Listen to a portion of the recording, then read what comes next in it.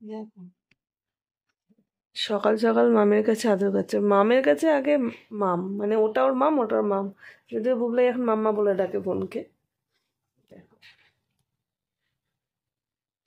এই আদর দেখো শুধু। আর একজনকে দেখো। Good morning.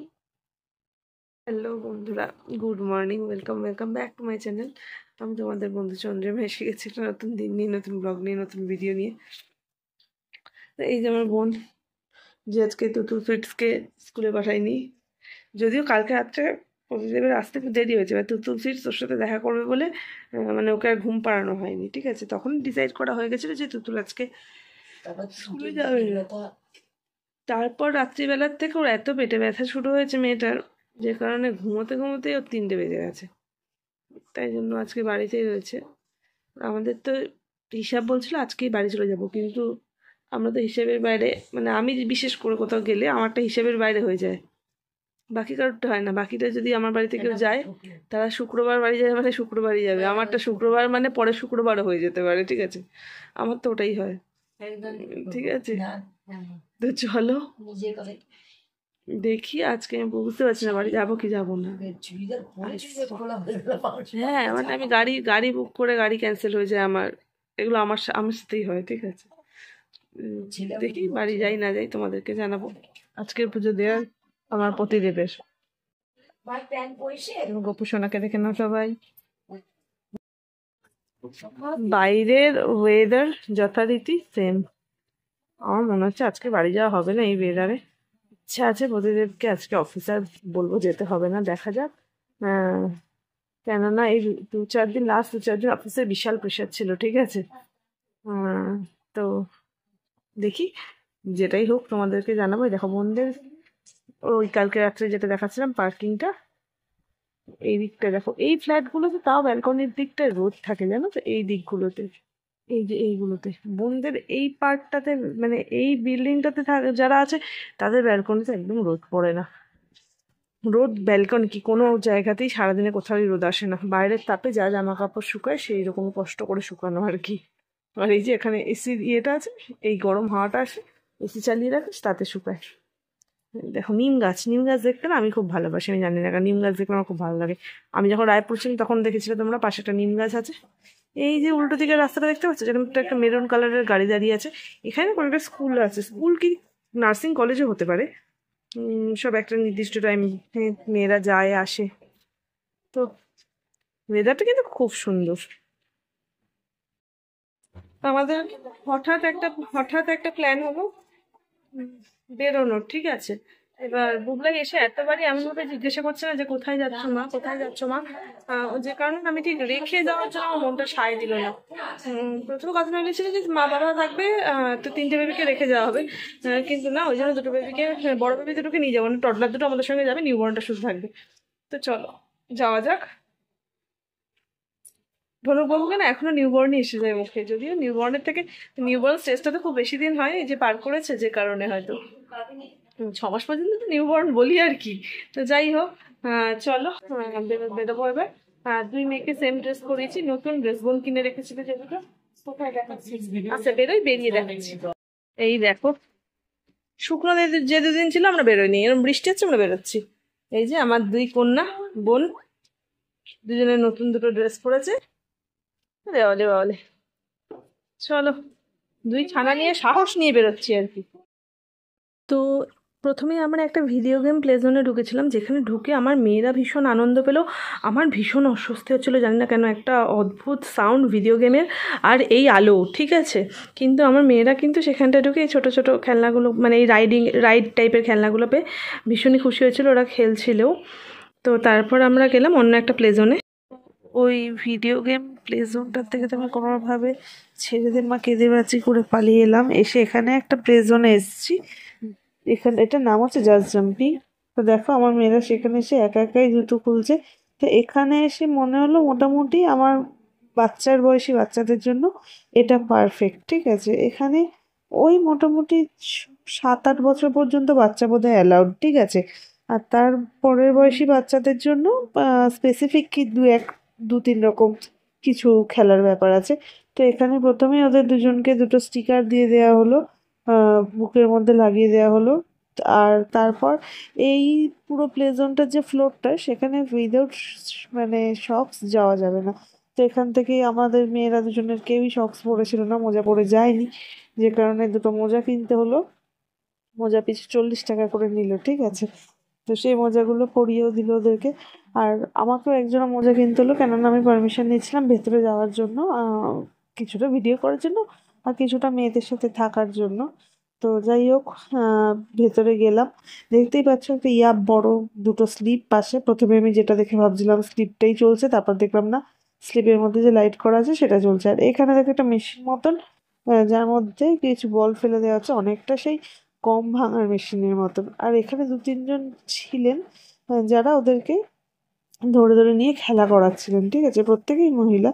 তারপর এই যে দেখো একজন দাঁড়িয়ে আছে, তুতুল এই লাফাচ্ছে, তার পাশে দাঁড়িয়ে আছে, ঠিক আছে। এই মানে খেলাটার সাথে তোমরা অনেকেই পরিচিত। এইটা বেশ নতুনত্ব লাগলো। এই বক্স যেগুলো দেখছো না, এগুলো কিন্তু সেই কিউব ডিজাইনের, কিউব কিউব করা, এগুলো কিন্তু সবই স্পঞ্জের, ঠিক আছে। আর একটু বড় বাচ্চা হলে হয়তো ক্লাইম্বিং করতে পারতো ওই পারটায় গিয়ে, কিন্তু আমার তুতুল তো ছোট্ট, তাই এই সামনেটাতেই একটু খেলাধুলো করলো, করে আবার চলে এলো। যাই হোক, তুতুল তো তাও এসেছে। বুবলাইকে কিছুতেই ওই প্রথম যে খেলনাটা গম ভাঙার মেশিনের মতন সেখান থেকে আসছিল না। তারপর বুবলাইকে জোর করে ধরে, এবার দেখো আমরা তো প্রত্যেকটা খেলা খেলানোর জন্যই টিকিট কেটেছি না। তো এই যে তারপর এখানে একটুখানি এলো এই এরকম যে ঘুরে ঘুরে স্লিপটা চড়ে সেটা একটা চড়ছিল। আর এই যে ভদ্রমহিলা, ইনি বেশ মানে এনার্জি নিয়ে বাচ্চাগুলোর সঙ্গে খেলা করছিলেন। আর ভালো লাগছিল ভেতরটায় বেশ, এরকম চারদিকে নেড়ে দেওয়া। আর প্রত্যেকটা জায়গায় প্রত্যেকটা জিনিস ছুলে বুঝতে পারবে, কোনো জায়গাতেই ঠুকে গেলে বা আঘাত পাওয়ার মতন নয়। আর এই যে এইবার ওদের দুজনকে ওপর থেকে দুজন ধরে নিয়ে বসেছে এই স্লিপটা চড়ানোর জন্য। বা স্লিপটা বেশ উঁচু, ঠিক আছে, মানে আমারই দেখে অনেকটা উঁচু লাগছিল। তো এই যে দেখো, কিছু বুবলাই তো ভয় কিছুতেই আসছে না। এই দেখো কিছুটা যাওয়া এসছে। আর তুতুলকে দেখো, তুতুল কিন্তু পুরোটা একা একাই নেমে চলে এসছে। এই দেখো তুতুল সুইটস নেমে এসছে। বুবলাই প্রথম ধাপটাতে এসেই বসে আছে, আর কিছুতেই নামতে চাইছে না, না উঠছে না নামছে। বোঝো অবস্থা, নিচ থেকে সবাই ডাকাডাকি করছে, কিছুতেই নামছে না। তারপর বাধ্য হয়ে ওখানে যে মেয়েটি ছিল সেই স্লিপের উপর উঠে গিয়ে এই যে ওকে দেখো ধরে নামিয়ে আনছে। কী যে বলবো না। তো যাই হোক, চলো ফাইনালি বুবলাই স্লিপ থেকে নিচে নামলো। এই দেখো দেখো ওইটুকু আর নামতে চাইছে না, একা একা। ওই দেখো মুখটা দেখো শুধু তার।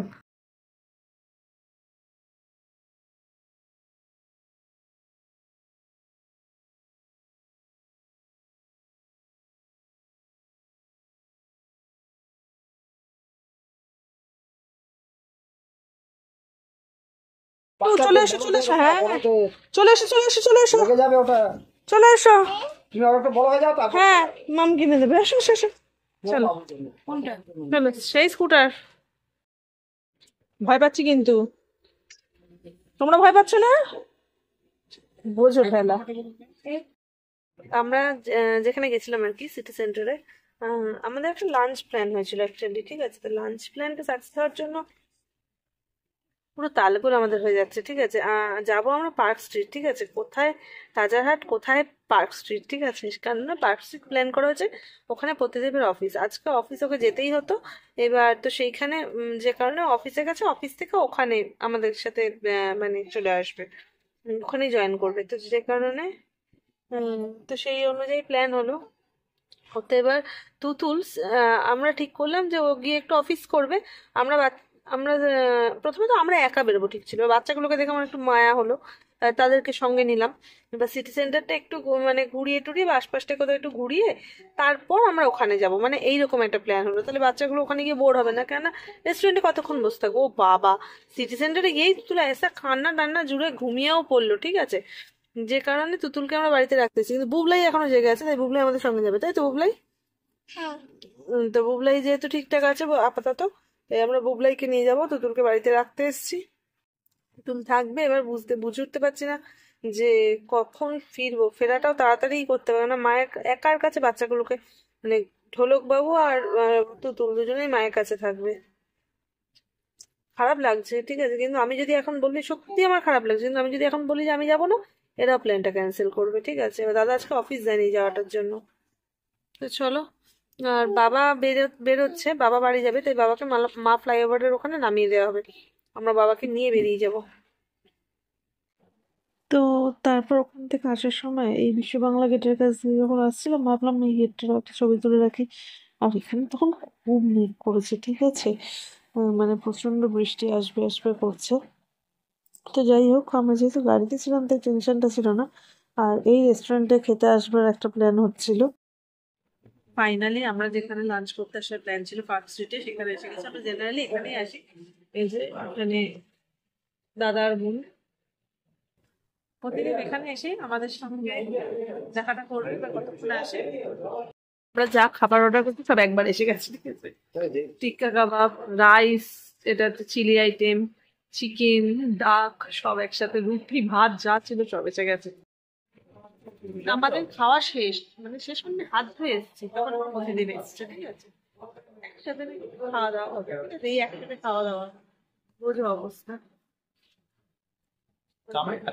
এই স্পটটা আস্তে আস্তে যত দিন যাচ্ছে প্রমিনেন্ট হয়ে যায়, তাই না? Beauty spot. চলো লোকে খায়, একটু দেখাতে পারবো, খেয়ে যাচ্ছে, ঝটপট খাওয়া হয়ে যাবে, ভেজ কি সব খেয়ে বেরিয়ে যাবে। মায়ের কাছে একা, আমি পুরো গাড়ি থেকে নেমে আমি আর দাঁড়াইনি, পুরো ছুটেছি, ঠিক আছে, আর পুরো দৌড়। আমার এত টেনশন হচ্ছে যে ওরা একা একা রয়েছে।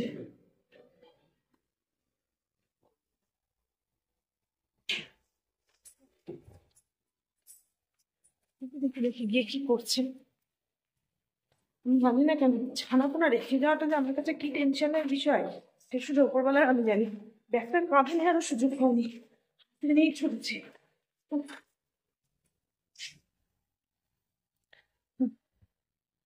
দৌড়। দেখো, এইখানে একটা ঘর, এইখানে একটা ঘর, ঠিক আছে, মানে ফ্ল্যাটের ব্যাপারগুলো জাস্ট দেখো। আমাদের বাড়িতে যদি কারো এইরকম ঘর হতো, মানে তার সাথে সাথে তো আমাদের প্রচুর ভাব হতো বলো, এইরকম মানে এরকম যদি ঘর হতো বাড়িতে, এখানে এখানে পাশাপাশি ঘর, আমার বোন হয়তো বা এনারাও বলতে পারবেন এই ঘরে কজন মেম্বার থাকে, আর আমরাও বলতে পারবো না যে এই ঘরটায় কজন মেম্বার থাকে। আমার তুতুলের মুখটা কেমন কালো হয়ে রয়েছে, ওই তো এসে গেছে, এসে গেছে, এসে গেছে। এই যে ঢোলক কুমার, এই যে আমার তুতুলকে তো দেখলে, এই যে ছেলে শান্তি ঘরে ঢুকে, বাবা নিশ্চিন্ত হলো, মায়ের কাছে এসে গেছে, ব্যাস শান্তি। ও মা, চাপ হয়েছে মা সামনে, ঠিক আছে, হ্যাঁ জানি। বাড়ি এসে এই যে ডিনার করতেও বসে গেছে। আর আজকে ভিডিওটাও এখানেই শেষ করব। তার আগে দেখো প্রতিদিনের হাতে কিরকম বলতা কামড়েছে, গাড়ি চালানোর অবস্থায়, রানিং অবস্থায় কামড়েছে জানো। হাতটার অবস্থা দেখো, ফুলে একাকার অবস্থা। তো চলো আজকে ভিডিওটা এখানে শেষ কর।